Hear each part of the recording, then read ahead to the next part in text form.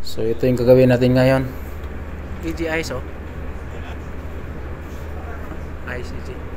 Split aircon 1.5 TR or tons, LG ang brand.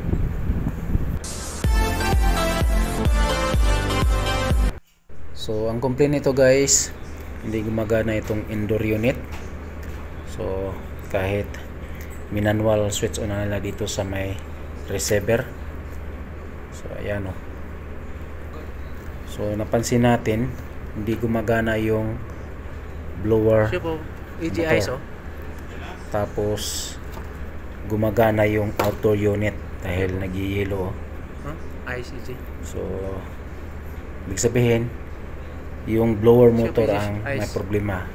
Yun ang check natin bakit hindi siya gumagana kahit gumagana na yung outdoor. So ayan o. So sinubukan kong ikutin yung blower motor. Okay naman siya. Okay naman, hindi naman matigas. So ayan, gumagana na yung compressor sa labas. Nag-yellow na siya ng ladder pa rin. Paunti-unti. So, So, buksan natin para ma-check natin ang dahilan bakit hindi siya gumagana.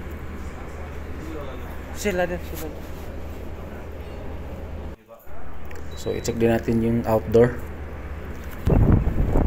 So okay lang dito. Ayan o, malamig naman yung dalawang pipe, suction at saka discharge.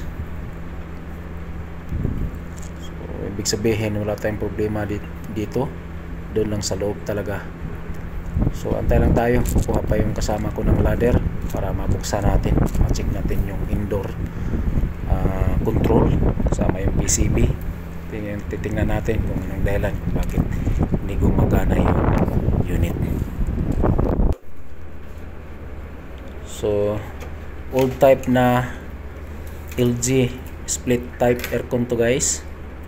So may tip na nga itong sa taas dahil nga sa kalumaan marami ng technician na gumagawa nito, marami nang na basag-basag yung clip. So una kong chinek yung kapasitor. So far okay naman yung kapasitor niya. Sunod kong chinek yung power supply output ng PCB papunta sa motor. So low voltage, yung binibigay niya na supply is 217 volts. Tapos yung motor nameplate kasi natin is 220 volts AC. Kaya mababa. So ito yung dahilan kung bakit hindi siya gumagana. Low voltage output ng PCB papunta sa motor.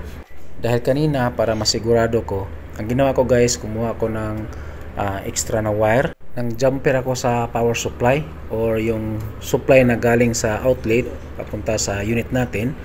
Dinirect ko muna dun sa motor blower. So gumana yung blower dahil yung power supply galing sa outlet kasi guys 227 volts. Tapos yung body nameplate ng motor natin is 220 volts. Tapos yung output ng PCB only 217.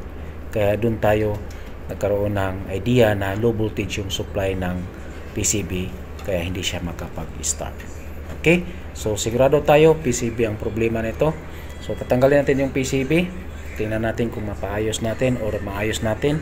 Pag hindi, bibili tayo ng bagong PCB. Okay?